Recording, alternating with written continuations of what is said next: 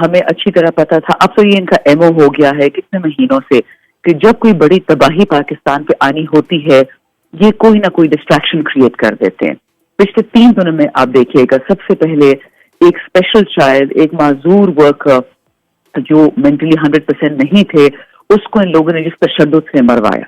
फिर उसके बाद ये सारे माजरत के साथ ये जो चोर हैं, ये डाकू हैं, ये जो कातिल हैं, उनके सब के तोशाखाना के रिकॉर्ड निकले हैं।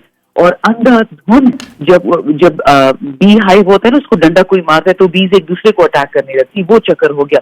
कोई एक स्टेटमेंट, कोई दूसरी स्टेटमेंट, कोई तीसरी स्टेटमेंट, और उसके बाद जो IMF अभी तक, जो इनके बेस्ट फ्रेंड्स अमेरिकन, इनको ₹2 नहीं मिले, उस वजह से उन्होंने तो बहुत सा दिया डोनाल्ड डू का, रेजिम चेंज का, कुछ इनको उससे नहीं मिला, तो वो एम्बैरेसमेंट कवर करने के लिए ये ड्रामा इन लोगों ने स्टार्ट कर लिया।